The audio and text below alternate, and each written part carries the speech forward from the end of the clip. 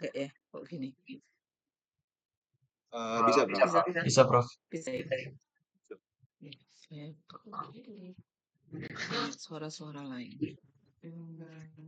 Baik, saya lanjutkan ya pembahasan terkait dengan teknik aseptik.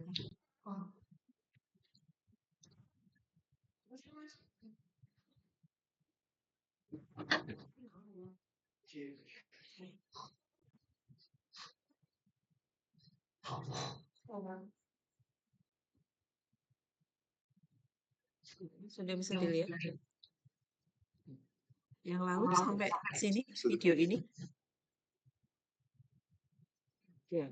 Atau sudah sampai ke sini? Sudah simulasi sudah? Belum, Bro. Belum. Oke. Sebelum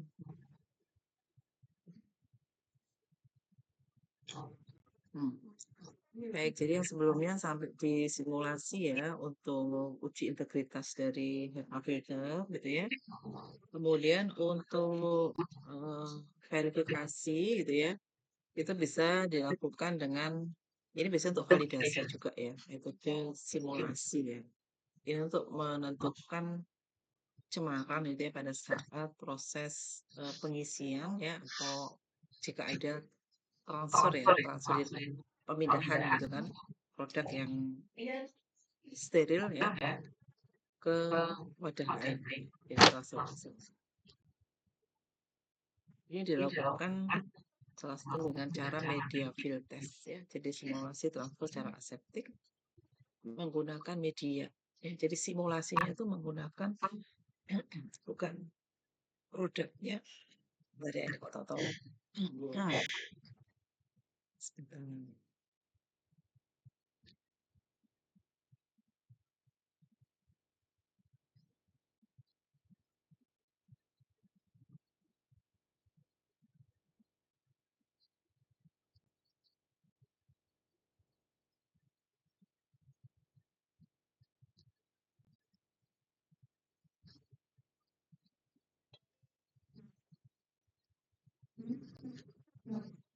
Oh ya, jadi yang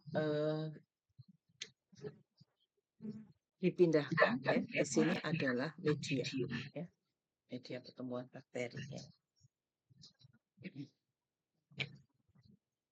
Jadi mengisikan media ke dalam wadah-wadah gitu ya. Jadi prosesnya sama dengan proses pengisian sediaan ya, wadahnya apa gitu kan, vial atau ampul ya. Tapi di sini yang diisikan adalah media ya dengan menggunakan prosedur peralatan itu kan fasilitas yang sudah tervalidasi gitu ya untuk pengisian aseptik tersebut ya.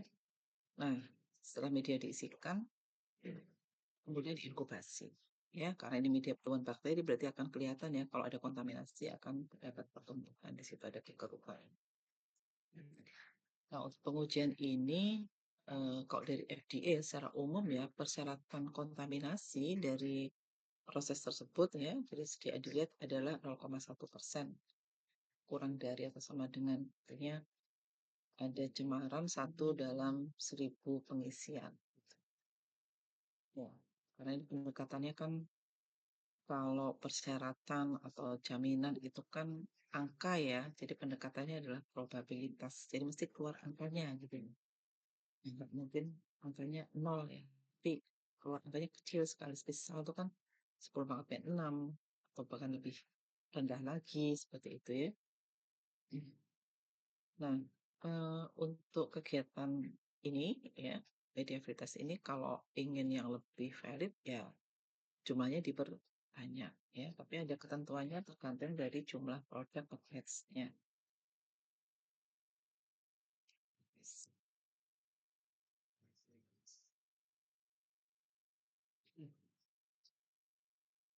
Jadi kalau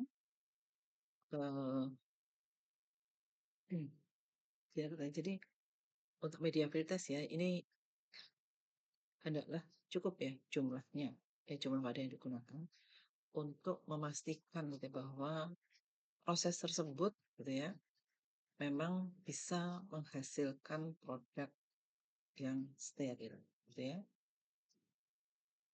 Nah, jika di sini ya, jika mm, wadah yang akan dibuat ya jumlah apa namanya per batch-nya ya, jumlah batch-nya adalah 5.000 unit ya, maka ini tidak boleh ditemukan ada cemaran ya. Kemudian bila mengisi 5.000 sampai 10.000 ya, jika satu unit tercemar ini harus diinvestigasi apa penyebab cemaran tersebut ya, dari mana ya, pada tahap yang mana gitu ya. Apakah oleh udara atau dari mesinnya atau wadahnya seperti itu. Kemudian dipertimbangkan untuk melakukan media field test ya dari hasil investigasi tersebut. Jika 2 unit tercemar di sini bisa dilakukan validasi ulang.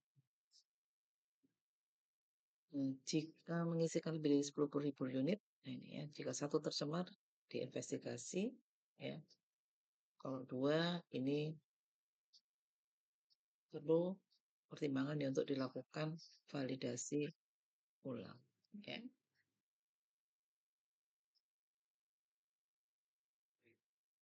Ini media field test ya.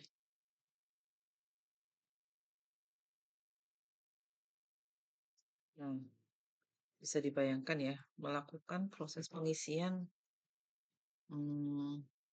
untuk produk yang jumlahnya banyak ya, yang melibatkan di situ ada fasilitas ruangan ya, ada peralatan mesin ya, ada wadah, ada proses penutupan gitu ya.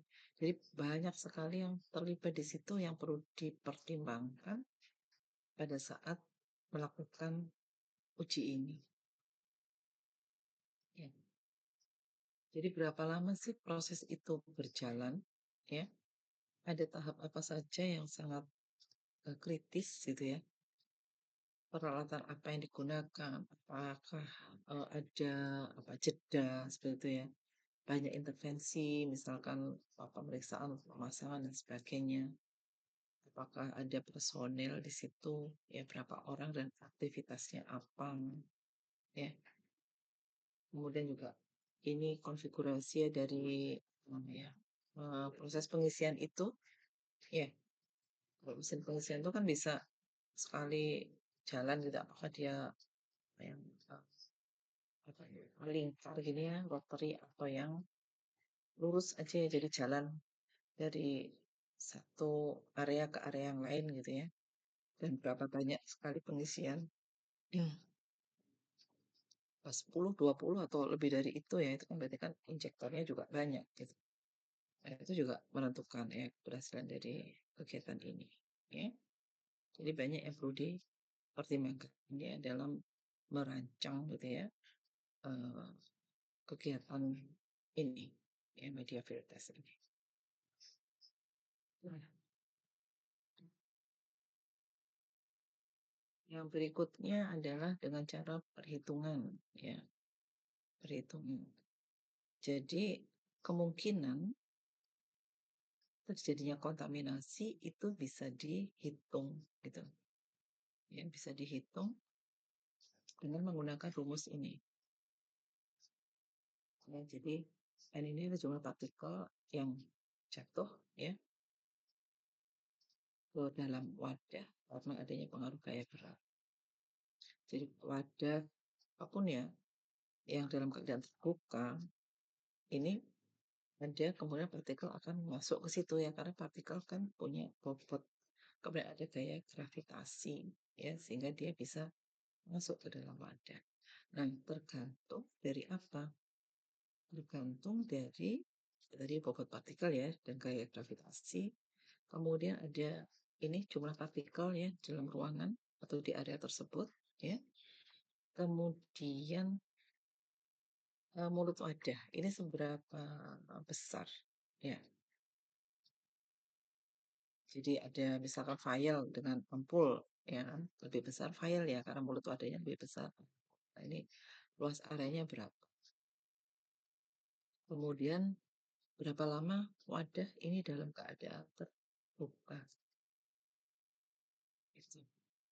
Ya, makanya praktikum kan segera ditutup gitu ya. Wadah kalau belum akan diisi, jangan dibuka dulu penutup bungkus ini tutup wadahnya tersebut ya. Karena tadi bisa dihitung ya. Dan kalau sudah selesai diisi harus segera ditutup. Jadi tidak boleh wadah dalam keadaan terbuka gitu ya, belum mau diisi atau sudah ada isinya belum mau nggak ditutup-tutup ya. Itu memperbesar risiko kontaminasi. Ya, ya contoh kayak ini ya. Nah, ini diperkirakan kalau diameter bakteri yang besar ya 12 mikron ini mempunyai kecepatan gravitasi sekian. Ya, kecepatan turun ya.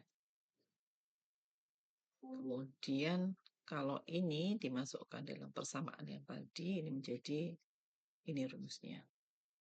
Ya, dengan mengubah ini kan dari sentimeter per detik menjadi jadi satuannya ini harus sesuai ya.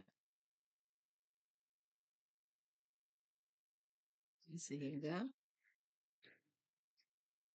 ini contohnya ini kan pengisian ini ampul ya. Jadi ini ada berapa? Jadi dia ini putar kayaknya ya. Jadi dari pengisian ya sebelumnya gitu kan bergeser gitu kan sampai tempat pengisian sampai kemudian ditutup itu berapa lama gitu. Ya, jadi setelah diisi kemudian bergeser itu berapa lama. Jadi ya contohnya pada proses pengisian ampul ya dia mempunyai luas ya leher area leher ya di sini. Kemudian waktu setelah diisikan dia terbuka kemudian ditutup kembali adalah ini waktunya dengan batas jumlah mikroba ya di ruangan tersebut ini bisa dihitung ya.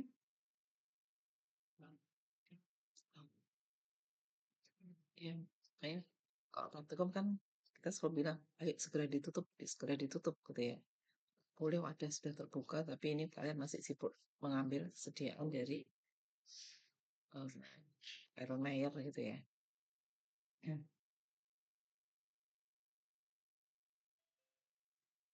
ini cukupnya ya.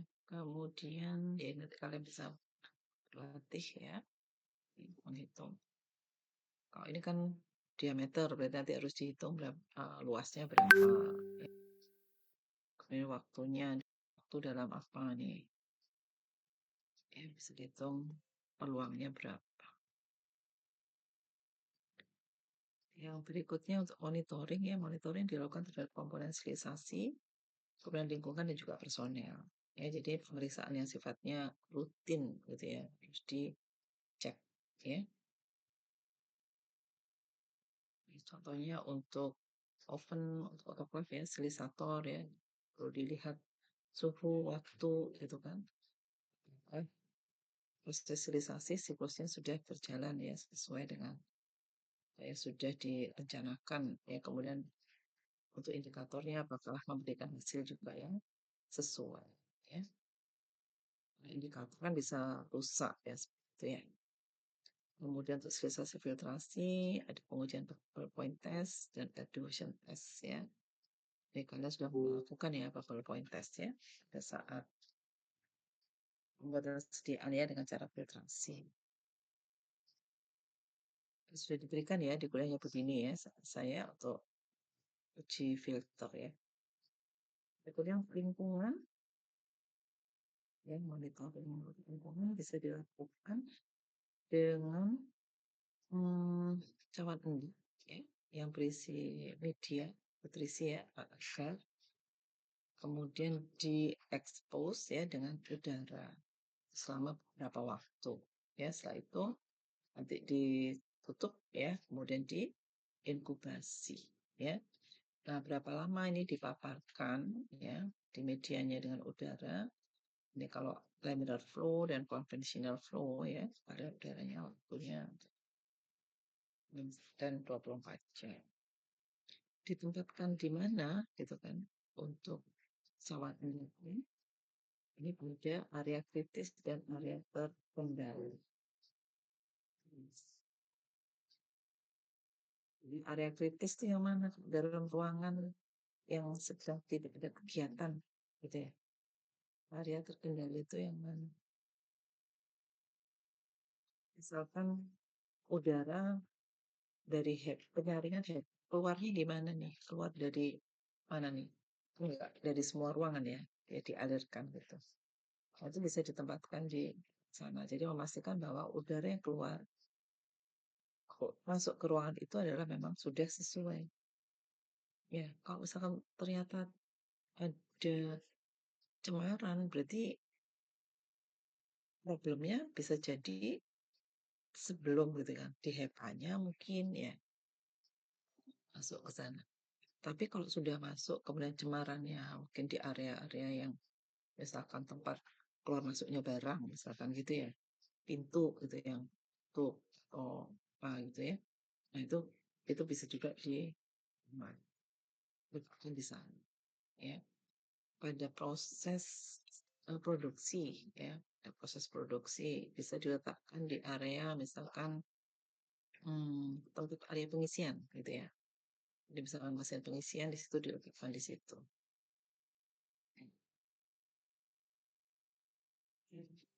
Kemudian ya ini contohnya ya. Jadi ini seperti ini kemudian nanti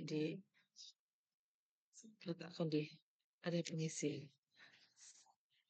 ya.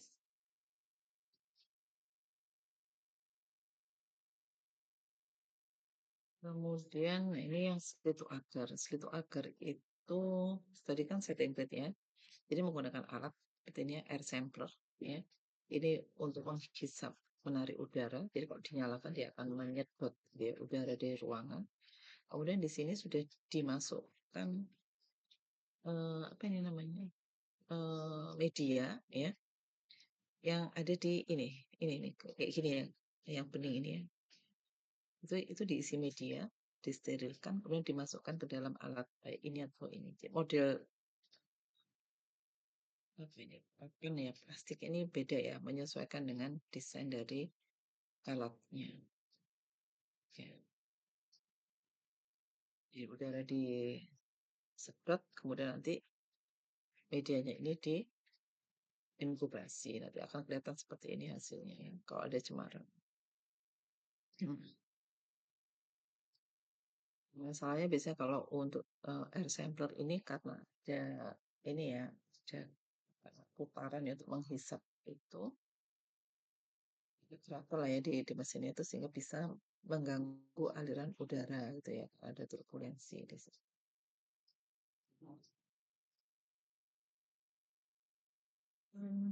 Ini untuk monitoring permukaan ya bisa dilakukan dengan swab test, kontak strip maupun kontak klip ya. Jadi langsung ya diswabkan, ditempelkan seperti itu.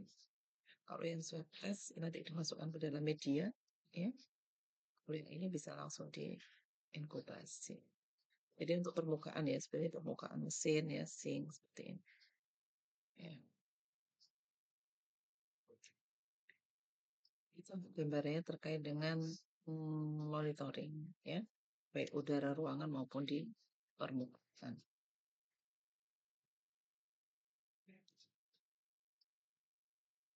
Ya, silakan kalau ada yang mau ditanyakan.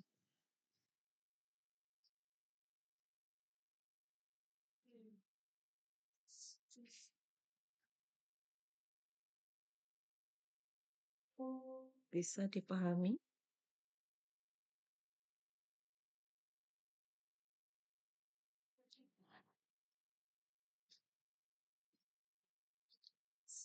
Hmm,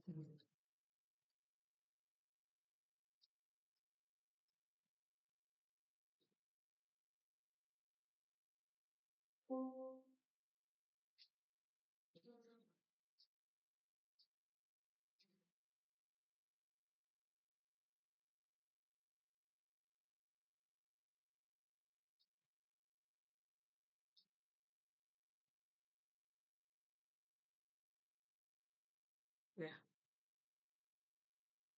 lanjutkan ya untuk yang berikutnya ya. Ya, saya kemarin yang industri ya sudah. Tapi beberapa aspek di industri, kalau industri itu sudah ada guideline yang jelas, ya itu bisa diterapkan ya untuk tempat apa, praktek lainnya gitu ya, yang memang memerlukan teknik seperti ya. Yang berikutnya adalah bagaimana kegiatan ya atau praktek aseptik ya, teknik aseptik di rumah sakit. Ya, kalau di rumah sakit, dia sudah membuat pedoman gitu ya. Hmm. Jadi kalau kalian paham yang di industri, di rumah sakit lebih mudah gitu ya. Hmm. Ada beberapa buku yang bisa dibaca gitu ya, yang sifatnya itu pedoman, ada juga yang untuk pelatihan gitu ya, terkait dengan aseptic dispensing. Jadi ada Essential of Aseptic Dispensing. Kemudian kalau untuk yang dari Departemen Kesehatan, ini sudah lama gitu ya, tahun berapa ini? 2009 ya. Ada pedoman dasar untuk dispensing steril. Kemudian ada juga yang untuk pencampuran gitu ya, pedoman sediaan apa ini, injeksi gitu ya, dan untuk sediaan sitostatika. Oke, ini kalian bisa baca. Ini sudah pernah dijelaskan ya, jadi mengapa ini penting, karena teknik aseptik ini harus dipahami ya oleh, menjadi salah satu apa namanya, kompetensi ya dari lulusan farmasi gitu ya, karena masuk dalam salah satu kegiatan ya yang ada pada peraturan Menteri Kesehatan terkait dengan surat pelayanan kefarmasian di rumah sakit ya. Menkesnya ini sudah baru 2016 ya, ini sudah cukup lama ya, sudah 10 tahun ya. Ini pada saat itu ada pelayanan farmasi klinik ya, di mana tujuannya adalah tentu saja untuk memberikan pelayanan ya yang terbaik sehingga pasiennya mendapatkan pengobatan yang sesuai sehingga menghasilkan outcome terapi yang optimal gitu ya. Ya. Kemudian juga meminimalkan efek samping obat ya.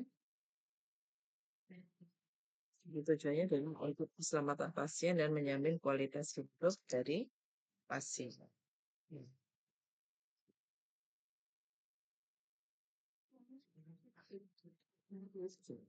Nah, pada saat pelayanan farmasi klinik di situ poinnya atau apa ya, kegiatannya ya ada di peraturan tersebut adalah ini ada 11 ya, dan ini adalah memang kompetensi kalian gitu ya, dan sebagian besar ini kalian sudah bisa melakukan ya, dari 11 ini 90% bisa lah gitu ya, sudah bisa, sudah punya kompetensi itu ya.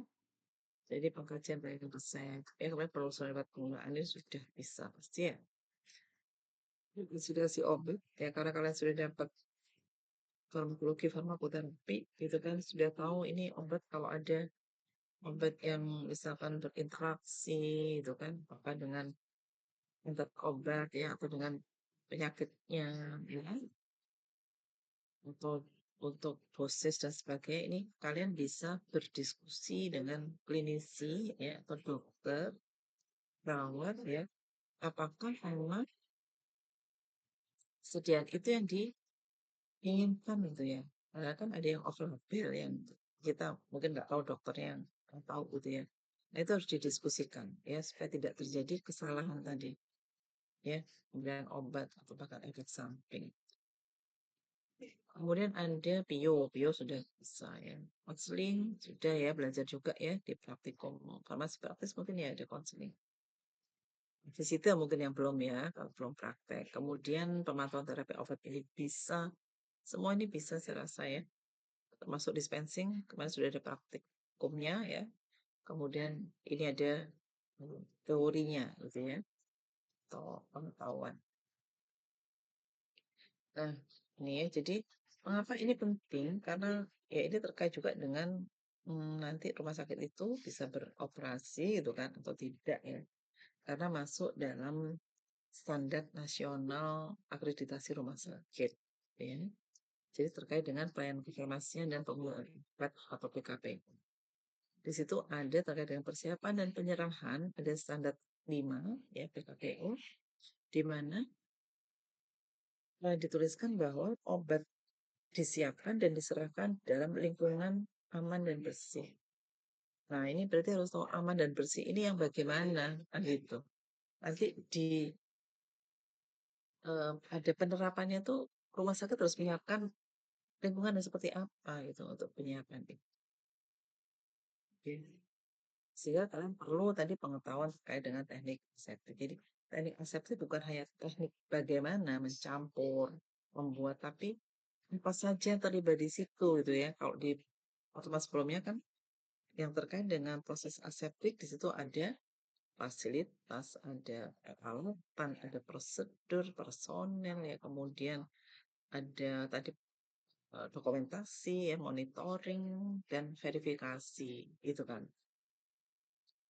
Banyak sih menyiapkan lingkungan yang aman dan bersih ini bagaimana ya. Nah, tujuan dari ini ya PKPU 5 ini adalah untuk menjamin keamanan mutu manfaat khasiat ya dari obat ya. Kemudian di sini maka rumah sakit diminta untuk menyiapkan menyerahkan obat di lingkungan yang aman bagi pasien, bagi petugas ya, dan lingkungan serta mencegah kontaminasi tempat penyiapan obat. Ya, jadi bukan hanya untuk pasiennya, tapi juga untuk petugas dan lingkungan dan tempat itu sendiri, area di mana untuk dispensing ya atau penyiapan obat. Ya. Nah, ini jadi pencampuran obat kemoterapi harus dilakukan dalam ruang yang bersih, clean room, tapi ada cytotoxic handling drug safety cabinet, gitu ya, dengan petugas yang sudah terlatih dengan teknik aseptik serta menggunakan alat pelindung diri yang sesuai.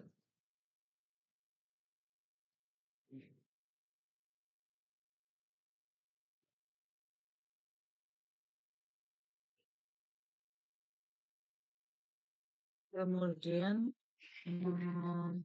dengan petugas yang terlatih, jadi petugas yang terlatih ya dengan teknik aseptik bisa menggunakan APD yang sesuai. Kemudian untuk penyemprotan obat intravena, epidural dan nutrisi parenteral serta pengemasan kembali, ya pengemasan kembali, ini harus dilakukan di ruang bersih dengan laminar flow cabinet. Ya, petugas ini juga sama terlatih, gitu kan, dan menggunakan APD. Jadi di sini tertulis ya. Nah, staf yang menyiapkan produk steril harus terlatih ya dengan prinsip penyiapan obat dan teknik aseptik.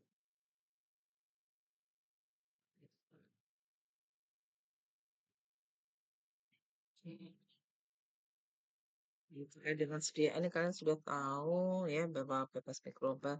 Jadi ya itu kita harus merancang ruangan itu harus bebas mikroba dan bebas partikel gitu ya. Ini saya nggak ngerti. Ini ruang lingkup dispensing ya meliputi pencampuran obat suntik non sitostatika, kemudian penyiapan nutrisi parenteral ya. Jadi kalau yang pertama ada pencampuran sediaan ke dalam infus, kenceran, kemudian rekonstitusi serbuk ya seperti itu. Nutrisi parenteral itu ya kalau sediaannya sudah steril ya, kalau kita melakukan pencampuran ya harus dalam kondisi septik ya. Biasanya kan dibutuhkan apa namanya komposisi nutrisi parenteral tertentu ya untuk kondisi pasien tertentu gitu kan. Karbohidratnya berapa, protein ya, dan lipid ya kita tahu ada yang larut air, ada yang lemak ya sehingga biasanya kalau nutrisi parenteral ini yang lengkap berarti mencampur antara larutan air dengan emosi gitu. Dan seperti contohnya protein itu dalam satu sediaan ya itu komponennya banyak ya. Jadi kalau kita lihat infus protein apa, asam amino ya itu isinya bisa sampai di atas 20 gitu macam asam amino. Nah, itu masih dicampur nanti dengan karbohidrat, ada lagi elektrolit seperti itu. Jadi proses pencampuran ini memerlukan juga pengetahuan terkait dengan stabilitas dan bagaimana cara mencampurnya, gitu. Jadi sangat rawan terjadi ketidakstabilan, ya. Untuk ini sehingga kalau sudah dicampur bisa masa atau PUD-nya itu pendek, gitu ya. Kemudian ada penyamaan stostatika, jadi memang untuk melindungi personelnya juga, gitu ya. Dan juga lingkungan, ya, sehingga memerlukan fasilitas tentu tadi ya ada kabinet untuk terapi ikut, kemudian dispensi yang maka bisa diperlukan kalau misalkan perlu kombinasi gitu ya, tapi dalam satu sediaan bisa dicampur ya, sediaan A dengan sediaan B. Tujuannya untuk dispensing ini ya, menjamin pasien menerima obat sesuai dengan kondisi dosis yang dibutuhkan, menjamin sterilitas, kompatibilitas, dan stabilitas produk ya. Tadi ya jangan, jadi bukan sekedar mencampur, harus tahu dulu, jadi bukan hanya sekedar menjamin sterilitas, tapi bisa nggak dicampur. Gitu. Kalau sudah dicampur, kan berapa lama gitu menentukan VOD-nya. Ya. Kemudian tadi yang melindungi petugas di paparan bahan berbahaya, menghindari terjadinya kesalahan pemberian obat.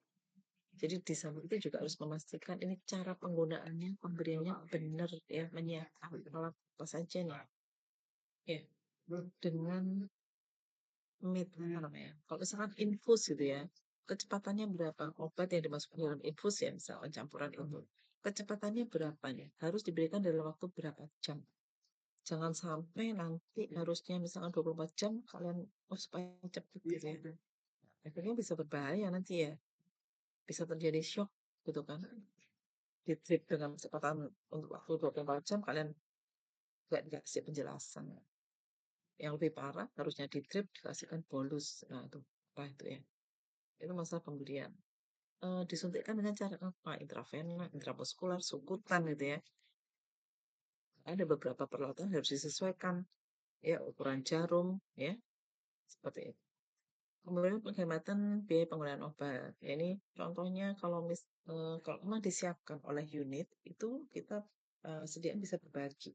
Kawan bisa dilihat yang membutuhkan sediaan bahan aktif ini itu siapa saja. Bisa berbagi ya, misalkan file untuk 5 orang ya. Oke, ya. Atau ya, bisa berbagi ya. Ada juga anti repacking ya. Kemudian menghindari pencemaran lingkungan ya, dan meringankan beban kerja perawat.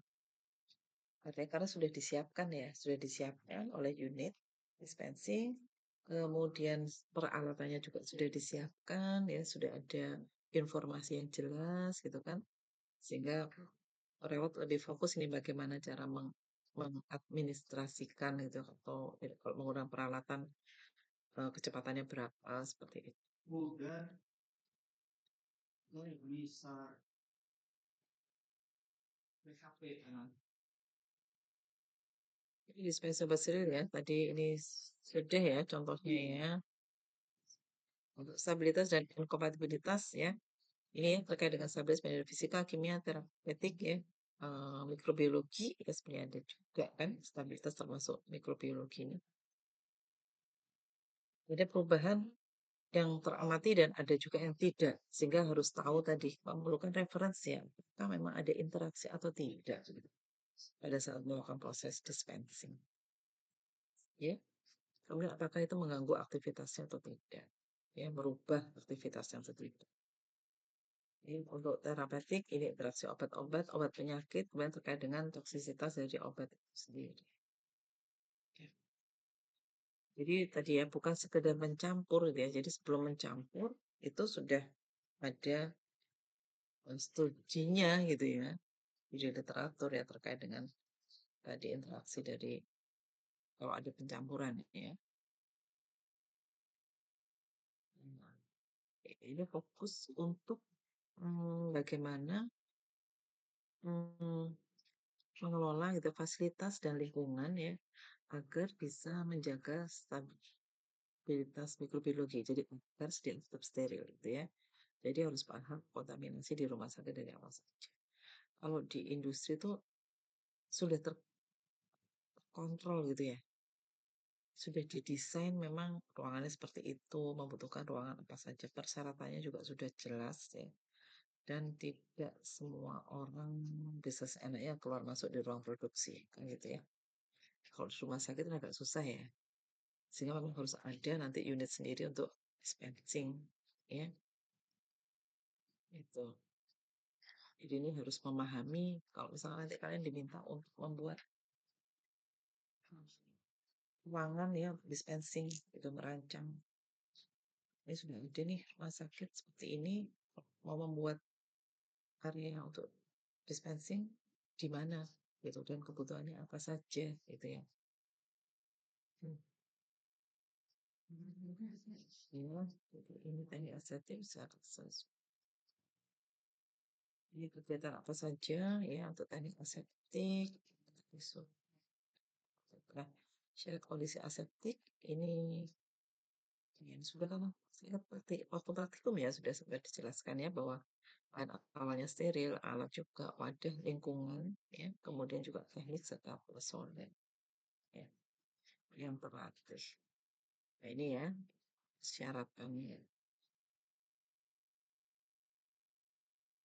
Jadi bahan, alatan, wadah, lingkungan, teknik, ya, dan juga personel. Ada harus perhatikan. Nah, untuk ruangan, ya, ini contoh layout ruangan ya untuk unit dispensing steril ya sterile dispensing. Jadi di sini ada ruang apa namanya antara gitu ya sebelum masuk ke ruang ganti pakaian gitu ya. Bisa melepas kaos kaki ya seperti di industri ya cuci tangan seperti itu baru masuk ke ruang ganti. Ya, ini untuk personel yang akan masuk ke ruang preparasi ya. Nah, peralatannya apa yang dibutuhkan di ruang preparasi ya jenis apa namanya kabinetnya apa yang diperlukan di sini ya. Apakah level kabinet biasa atau yang sitotoksik tadi. Kemudian kalau tidak melakukan preparasi berarti ini personil yang menyiapkan bahan-bahan ya. Ya, ini dilakukan aspek. Ini setelah preparasi masuk ke ruang penyimpanan dan distribusi nanti pas. Ya, sedangkan di sini masuk ke ruang administrasi dan dokumen. Ya, ini mestinya bisa jadi satu ya ini. Ya. Hmm. Itu ya, ini yang lebih sederhana gitu ya. Di sini langsung masuk ya di ruang-ruang ya. Di sini bedanya di sini ada ruang antara di ruang ganti pakaian di sini ada ruang antara baru masuk ke ruang preparasi. Ya biasanya kalau untuk sediaan yang sitostatika ya ini ada ruang antaranya di sini. Sama ya pulang. Jadi bisa dibandingkan ya di sini tadi ini ada dua ruangan ya 5, 6 ini ya untuk administrasi dokumen di sini untuk penerimaan ya setelah preparasi dan untuk distribusi. Kalau di sini enggak ada nih. Oke. Dan pintunya di sini ya, ini masing-masing ada ya. Masuk, ini keluarnya ke sini gitu. Ini juga ada pintu sendiri. Ya. Kalau di sini ini malah nggak ada pintunya, nggak tahu ini orangnya keluar lewat mana. Jadi di sini ya, pintunya nggak tahu di sisi sini ya, salah satu dari. Tapi di sininya nggak ada. Di sini. Tergantung ya sekarang posisi ruangannya ada di mana. Kalau misalkan di ujung gitu kan, yang hanya memungkinkan keluar masuk satu gitu ya. Nah ini harus dibuat layout yang paling apa ya aman gitu ya untuk ini ruangan-ruangan dan pekerjaan ini.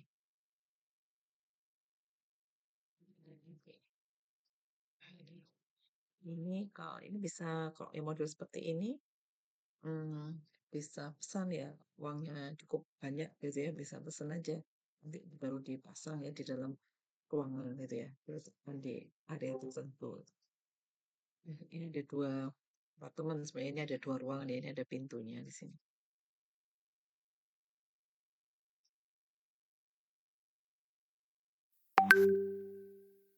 Ya, jadi untuk ruangan, jadi ada spesifikasi terkait dengan lantai, dinding, ya, dan plafon, pintu, seperti itu. Aliran udara, ya, aliran udara, suhu dan kelembapan, ya kan? Jadi lantai ini harus halus, rata, tanpa sambungan, ya, nggak ada natangnya. Dinding tidak sama, kemudian ujung-ujungnya tidak boleh bersudut, ya, jadi harus melengkung. Kemudian untuk semua yang ada di atas ini harus masuk ya di atas plafon.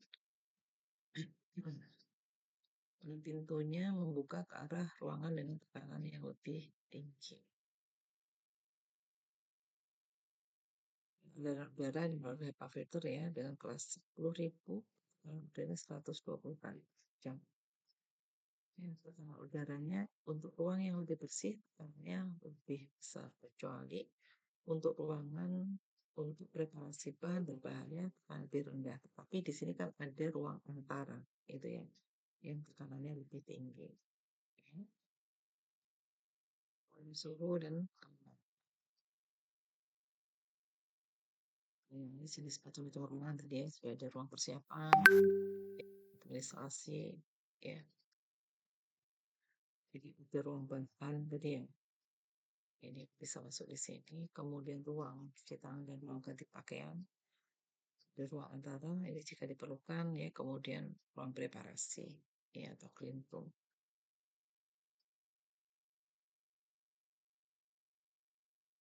Ini persyaratan ruangan, ruang bersih, penyimpanan ya. Jadi hanya ruang preparasi itu ya, yang perlu lindung dengan kelas 100 ya di dalamnya. Di luarnya bisa kelas 10.000. Nah, ruang-ruang yang lainnya enggak ya. Jadi kelas D ini ya.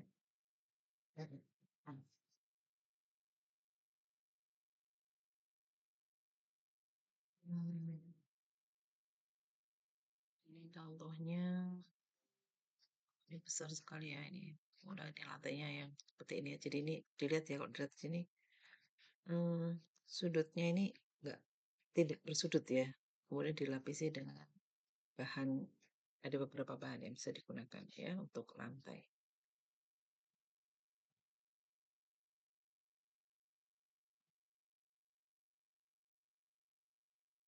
Ini desain untuk ruangan di luar yang tadi ya, untuk preparasi untuk koridor seperti itu. Ada pasbox ya, banyak modelnya ya pasbox. Kemudian ini contoh layout juga ya dari buku apa ini, Essential Aseptic Dispensing sebenarnya. Jadi dibedakan antara untuk yang ini contohnya adalah untuk parenteral nutrisi, IV exmister, eye drops ya, yang bukan apa namanya sitotoksik ya, sitostatika. Sama dengan yang tadi ya. Jadi ini ada ruang ganti gitu ya. Ini ruang ganti pakaian. Kemudian ruang bahan, ruang preparasi, dan ini masuk ke sini ini sama dengan yang tadi, yang pertama tadi. Jadi ini dia laminar kabinet. Jadi ini untuk yang non sitostatik. Kalau yang sitotoksik bilang, ini bedanya adalah di ruang ganti pakaian itu sebelum masuk ke ruang preparasi di sini ada ruang paranya ya, airlock ya, ini ya. Kemudian baru masuk dan di sini laminar kabinet. Kalau di sini adalah untuk kabinet ya sitotoksik ya. Kemudian di ruang komponen sini ada, karena beda ya kebutuhan ya, termasuk kantong limbah dan sebagainya untuk obat-obat yang obat-obat apa sitostatika ya. Jadi ini ada ICD-nya, itu yang membedakan dengan yang non sitotoksik.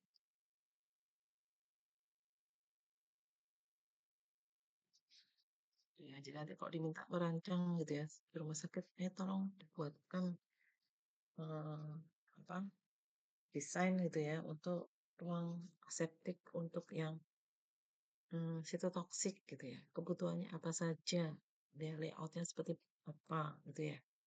Itu kalian juga bisa nih ya terusnya.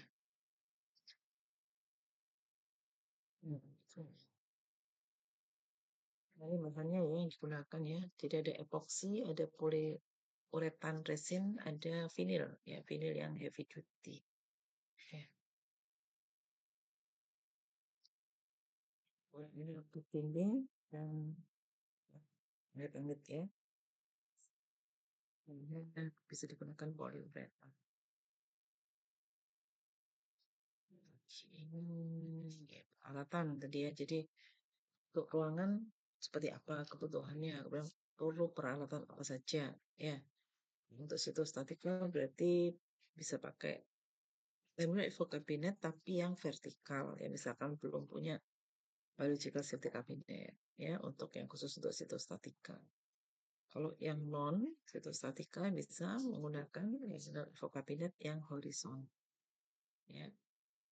Jadi vertikal juga nggak apa-apa sih kalau untuk yang kedua ini ya. Kemudian ada paspor yang untuk keluar masuknya barang ya dengan gitu ganda. Kemudian ada alat untuk mengukur tekanan ya, suhu ya, kelembapan itu juga diperlukan. Kemudian alat untuk komunikasi yang wireless ya.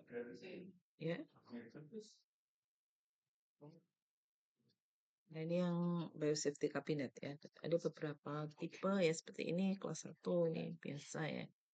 Kemudian ini yang kelas 2 ya. Ini dilengkapi nanti bisa disedot ke luar ya, ke bawah gitu ya. Kemudian ini yang kelas 3 ya, yang sangat tertutup, bahkan personil yang handling itu tidak akan kontak langsung dengan objek yang sedang dikerjakan. Karena di sini ada lubang 2 ini ya untuk glove ya, jadi ini ada glove-nya di sini.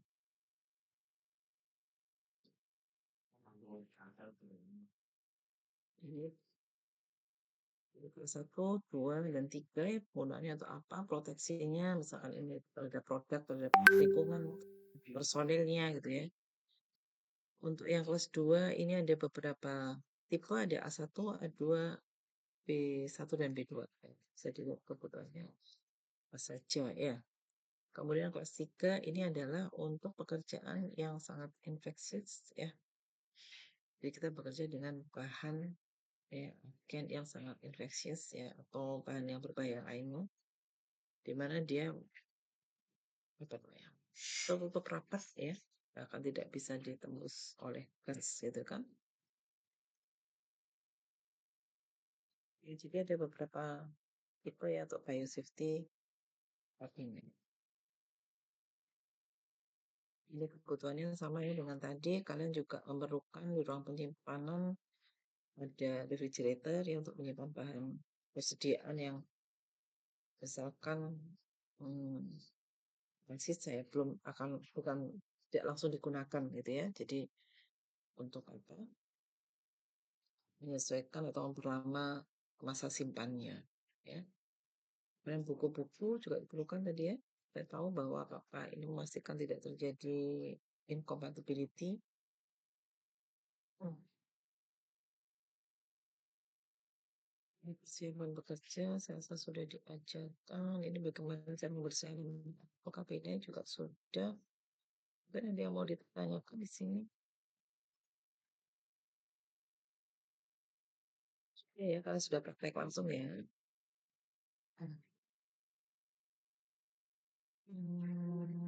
Ini aturan dasar bekerja aseptis ya. Eh, jika nggak perlu itu nggak perlu dipegang ya. Jadi hindari sentuhan jika memungkinkan gitu ya. Kemudian pembatasan dari aliran udara bersih ya. Itu harus seminimal mungkin. Jadi kalau kita kerja itu jangan penuh dengan itu ya barang-barang yang tidak diperlukan ya supaya aliran udaranya di ke area situ tidak terganggu. Pengaturan tata ruang alat yang tepat, kemudian semua proses aseptis dikerjakan pada jarak minimal 6 inci dari tepi luar laminated kabinet ya. semua proses dilakukan tanpa interupsi. Ya, makanya kalau akan bekerja, dipastikan bahwa semua yang diperlukan untuk kerja itu sudah lengkap, ya. Diletakkannya juga tidak terlalu dekat dengan tepi luar. Misalkan meletakkan alatnya ini 6 inci, tangannya pasti akan kurang dari 6 inci, gitu kan, dari tepi luar. Sehingga alat itu dimasukkan ya. Pasti kalau menggunakan medannya besar tuh enak gitu ya. Jadi bisa masuk sampai ke dalam ya. Jadi kita bekerja aman gitu di situ. Kemudian selama pekerjaan itu kan, nah akhirnya misalkan contohnya ya sudah masuk lupa ternyata nggak bawa sediaan untuk jus lintas. Terus saya keluar ya ambil sediaan kayak gitu ya. Atau sudah selesai nggak bawa aluminium foil yang baru gitu ya. Nah, keluar gitu kan ambil. Nah, interupsi intervensi seperti itu berisiko apa, terhadap produk yang sedang dikerjakan gitu. Risiko mengkontaminasi gitu kan ya. Produk yang sedang di handle gitu ya. Ini contohnya seperti ini, pengaturan tata letak alat dalam dan kabinet. Misalkan ini aliran dari sini ya.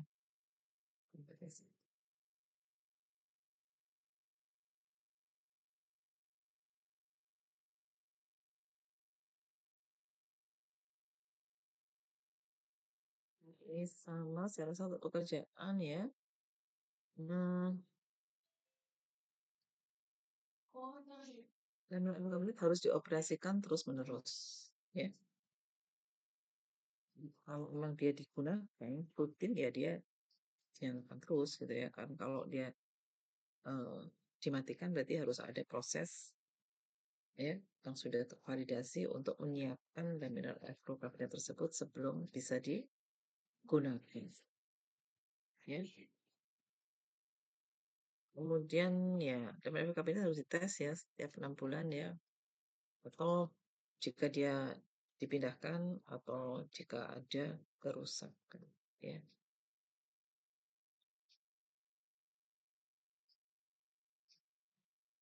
Nah, kalau nggak punya, misalkan nggak punya fasilitas itu, ya, belum ada nih. Sementara harus melakukan kegiatan sebentar ya. Harus melakukan kegiatan dispensing. Terus bisa dilakukan di mana gitu. Ya, ini bisa dipertimbangkan ya. Jadi pilih ruangan yang paling bersih. Jadi dari di area tersebut itu kira-kira ruangan yang paling bersih itu yang mana? Ya, yang paling banyak lalu lalang orang yang ya kayak misalnya dapur seperti itu ya, kamar mandi ya, ya paling bersih, paling pintu dan jendelanya tertutup, tidak ada seluar air ya, tempat cuci, nggak ada peralatan yang lainnya gitu ya. Di sini contohnya rak atau papan tulis ya. Kemudian lantainya didisinfeksi setiap hari, kemudian dengan hipoklorit ya 100 ppm. Kemudian dindingnya mudah dibersihkan dan meja kerja sejauh mungkin dari keluar masuknya personel. Gitu. Ya, dan kalau sudah tahu bagaimana menghindari kontaminasi, sudah bisa bayangkan ya, oh area ini lebih bersih gitu ya. Terus bagaimana kalau tidak bisa sterilisasi, mengurangi kontaminasi ya dengan cara didisinfeksi. Ya bahkan bukan hanya lantai yang perlu ruangannya juga rutin didisinfeksi ya dengan disemprot atau dengan uap ya dari disinfektan ya, bisa hipoklorit, bisa ada formalin gitu ya. Makan sehingga bisa terdistribusi. Dan ada alatnya sih sebenarnya kalau di industri pakai kayak sprayer gitu ya. Jadi dipaputkan, dipanaskan, kemudian dia akan disemprotkan ke seluruh ruang.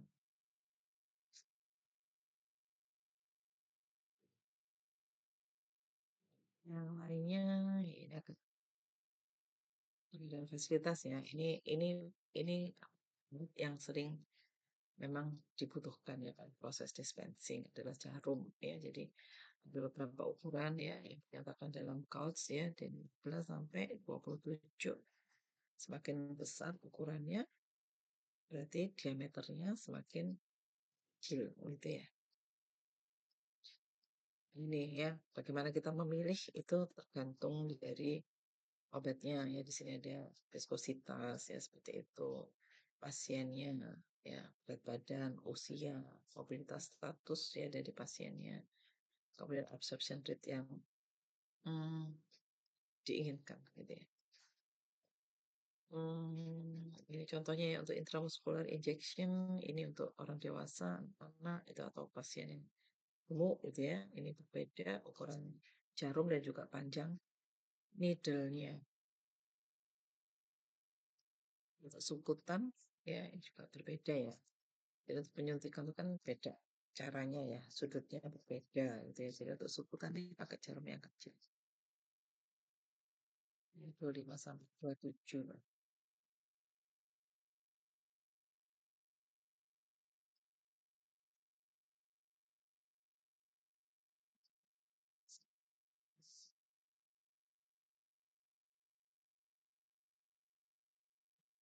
Iya, ini personil ya.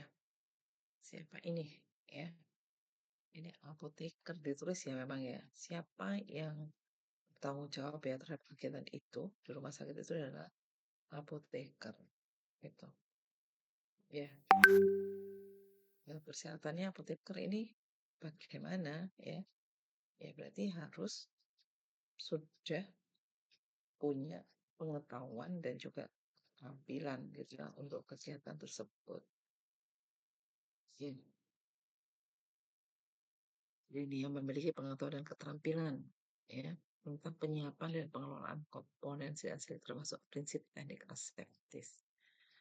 Memiliki kemampuan untuk membuat prosedur tetap ya. Ya karena sudah punya pengetahuan, sudah terampil, itu bisa membuat prosedurnya seperti apa, cara kerjanya seperti apa, ya.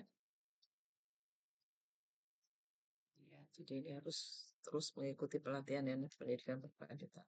Ya, jadi ini apoteker ya. Peralatan harus tahu ya, pelindung dirinya apa saja. Untuk yang tadi non sitotoksik drug ya, dan yang sitotoksik ini berbeda gitu ya. Hmm. Ini contohnya, jadi tadi saya harus memiliki, jadi harus ikut pelatihan terus ya, dan udah kan ada ujinya gitu ya, dicek. Hmm. Ini pakaian kerja yang salah, teknik asap yang salah akan menurunkan jaminan sterilitas.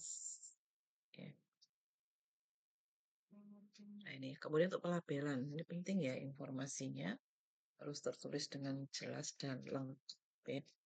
Pertama biasanya nama pasien, ada ya nama pasien, kemudian kamar mungkin ya dia di ruangan mana. Hati-hati kalau misalkan di ruangan yang sama ya, itu ada nama yang sama, misalkan seperti itu ya. Kemudian nama dan jumlah konsentrasi obat ya, sediaan ya, ini harus jelas. Kemudian volumenya berapa ya, terutama kalau misalkan infus ya, infus ini volumenya berapa ini volume sediaannya ya. Kemudian BUD ya. BUD ini tanggalnya ditetapkan pada produksi yang telah dibuka di mana dia masih dalam kondisi stabil dan aman untuk diberikan pasien. Ya, jadi setelah dibuka, diproses atau bahkan sekedar diambil gitu ke sepet ini sudah tidak bisa menggunakan expedition date yang ada tertulis pada produk yang ditentukan oleh industri. Tapi harus sudah menggunakan BUD gitu ya. Jadi BUD berdasarkan dengan sterilitas dan stabilitas ya. Kemudian ya ini ada ketentuannya ya. Ya, oke ya. Jadi terkait dengan BUD kita masih menggunakan yang ada di USP. Jadi sebetulnya your use date itu bukan hanya untuk kesediaan yang steril ya, sediaan yang tidak steril pun kalau sudah dibuka nggak ada batas waktunya karena ada misalkan SDN pakai itu liquid ya atau padat bahkan ya, itu kan kemudian bisa ya bukan kemungkinan bisa tercemar juga ya. Sementara beberapa sediaan terutama liquid bisa persyaratan juga ya terkait dengan jumlah mikroorganisme. Ya, jadi ini contohnya untuk sediaan aqueous yang tidak mengandung pengawet atau yang mengandung pengawet ya setelah dibuka atau dikemas ulang. Ini BUD-nya ya. Oh yang non aqueous ya. Kemudian untuk solid dosage form juga ada. Ya. Sementara untuk yang steril ya, ini kalau yang umum ini adalah 12 jam pada kondisi suhu ruang ya, jadi terkontrol ya, kontrol room temperature. Kemudian kalau di refrigerator ada 24 jam ya. Kemudian ada kategori 2. Kalau dulu itu ini ya, USP ya. 2008 sampai berapa ini? 2019. Jadi kemudian ada perubahan ya pada kategori ini. Untuk kategori 2 ini kalau diproses secara aseptik ya. Kemudian ini nggak ada uji sterilitasnya. Kemudian hanya bahan yang memang sudah steril. Jadi bahan awalnya memang tadi kan bahan awal steril gitu kan ya. Itu. Jadi kalau disimpan pada suhu kamar 4 hari, pada refrigerator 10 hari. Ini kalau tidak ada ketentuan dari sediaan itu gitu. Jadi kalau di situ sudah ada penjelasan ya di apa namanya informasi produk ya terkait dengan stabilitasnya. Ya, kok ini yang umum. Kemudian kalau diproses aseptik ya, kemudian tidak ada sterilitas ya, kemudian satu atau lebih ada bahan yang bahan awalnya tidak steril. Ya. Nah, ini untuk BOD-nya dia lebih singkat gitu ya. Kecuali kalau disimpan di freezer ya, ini sama. Gitu ya untuk BOD. Kemudian yang lainnya adalah rute pemakaian harus tercantum ya pada label. Intravena, intramuskular dan seterusnya. Kemudian kecepatan juga harus dituliskan. Ya. Kemudian kondisi penyimpanan, ya simpannya di mana sesuai dengan kondisi yang sudah dituliskan tadi ya, apakah room temperature atau refrigerator seperti itu. Kemudian mungkin perlu informasi lain, ya misalnya ada peringatan untuk penggunaan yang aman ya, bisa dicantumkan inisial apoteker juga bisa dituliskan kalau misalkan terjadi sesuatu jadi bisa di kontak gitu ya. Kemudian ini obat berbahaya harus memiliki label pencegahan sesuai. Jadi ada warning misalkan ya high alert yang seperti itu. Jadi ada beberapa label yang memang perlu ditempelkan gitu ya di sediaan tersebut. Ya.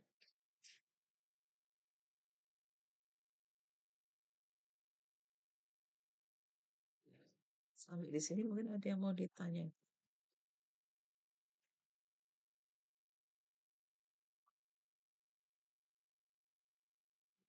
Bisa diikuti, bisa dipahami. Bisa.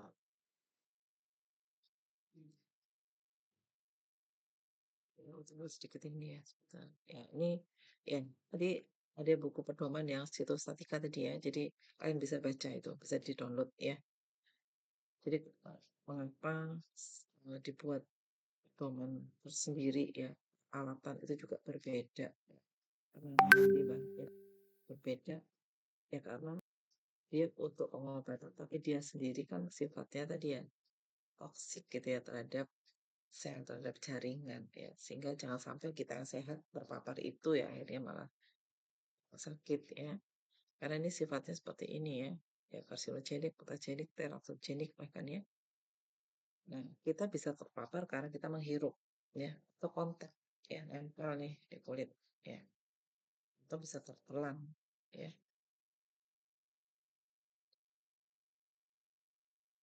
Ya, di sini dituliskan ini dari pedoman itu ya. Jadi bagaimana Mmm, kelola, apa namanya, limbah atau kalau terjadi kecelakaan, ya itu ada, prosedurnya seperti apa,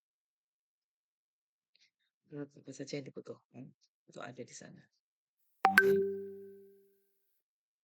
ini tentang ya tadi ya, obat-obat sitotoksik itu sifatnya seperti ini ya, mengiritasi kulit, saput lendir, mata, serta dapat menyebabkan lesi nekrotik atau inflamasi pada jaringan gula ya.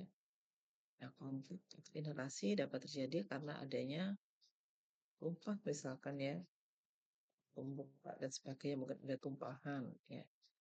Nah, kalau terjadi seperti ini harus segera dibersihkan ya, dan harus tahu prosedur cara membersihkannya.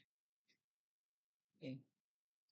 Jadi orang yang bertanggung jawab pada kegiatan tersebut ini harus dilatih dengan prosedur penanganan ya, sediaan sitostatika ya.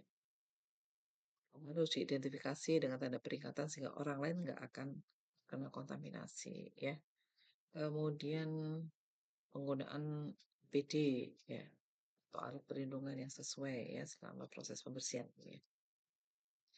Kemudian ya, jika terjadi misal tadi kecelakaan ya, tumpahan berarti kalau sedang bekerja ya itu harus dihentikan dulu sampai dia dibersihkan ya. Jadi nggak boleh diteruskan. Karena kemudian nanti bisa terkena ya tumpahan itu. Kemudian kotak tumpahan harus tersedia setiap kali ada obat sitotoksik yang sedang digunakan. Ini harus ada. Kemudian semua barang yang terkontaminasi oleh bahan sitotoksik harus diperlakukan sebagai limbah sitotoksik. Ya. Ya, kalian bisa download ya. Itu bukunya kalian bisa baca. Ini pengetahuan yang penting ya untuk farmasis, terutama nanti kalau ada PKP di rumah sakit ya, atau nanti memang pengen bekerja di rumah sakit ya atau layanan lainnya. Ya. Ya, saya rasa itu untuk penjelasan ya, menambahkan yang industri yang tadi fokus ke rumah sakit ya. Jadi em, dari apa yang diberikan ya, kalian bisa baca CPOP ya, kayak untuk apa pembuatan produk steril. Nanti ini bisa membekali nanti ya dalam merancang apa namanya dari awal ya, dari depan sudah ada formulasi, metode sterilisasi ya. Kemudian mungkin kontrol kualitas nanti oleh Pak Agus ya, nanti juga Bu Dini menambahkan nggak ada kemasan juga ya. Disinfeksi itu bisa kalian apa ya, secara komprehensif ya, itu dituangkan dalam report ya, project yang kita beri ya.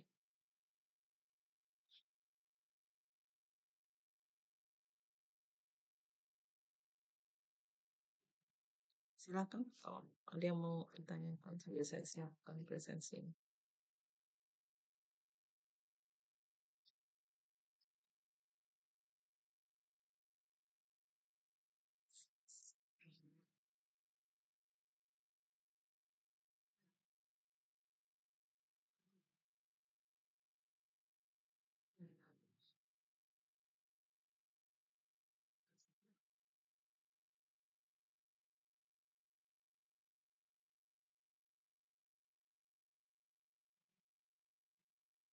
Untuk tugas sudah mulai berbagi, sudah mulai dibagi tugasnya.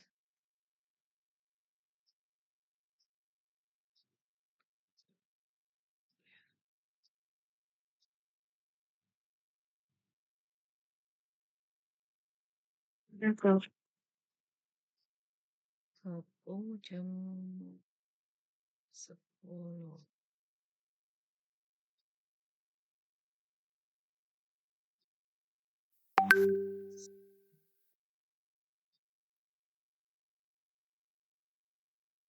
Oke.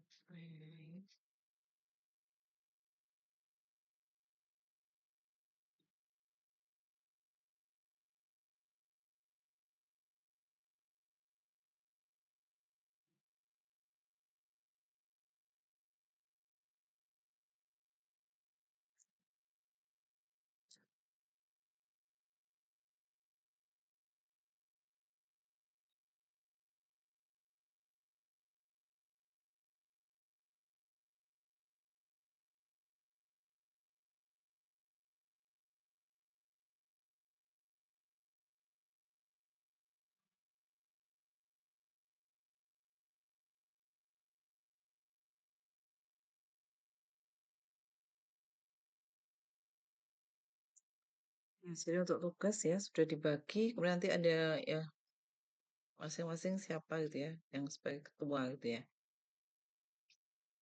Untuk memastikan bahwa semua mengerjakan tugas dan tugas itu didiskusikan ya Mas ya. Jadi flow-nya ada ya, nggak sendiri-sendiri nanti ya. Kemudian untuk layout juga dibuat sendiri. Maksudnya ya bukan menggambar sendiri ya, bisa pakai aplikasi, tapi itu kalian merancang sendiri gitu ya. Kan ambil dari buku atau kalian googling. Sebentar, tadi mana tadi? Hmm, hmm, hmm, hmm.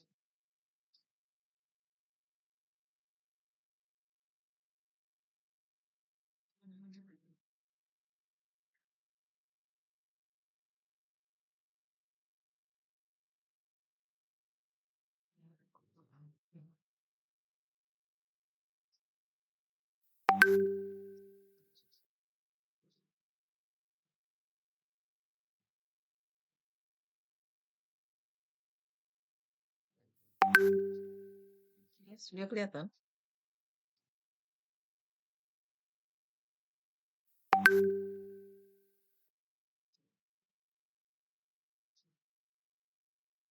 Silakan presensinya.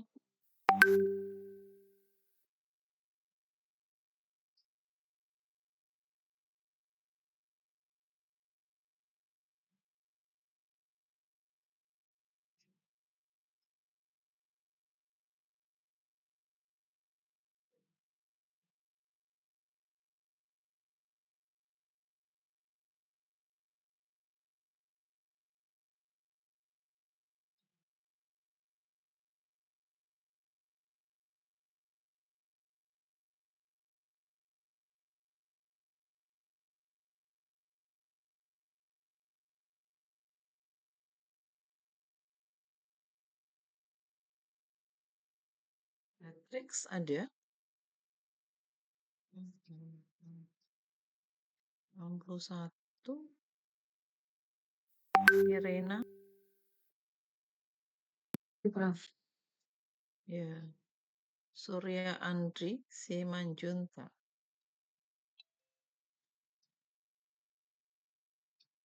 Ada nggak?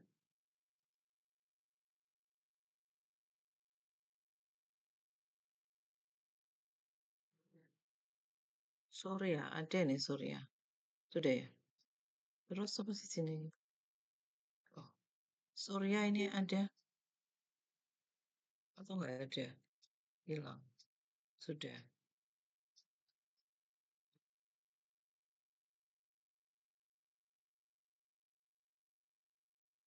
Matrix kamu nggak ada ya? Oke. Sudah semua ya.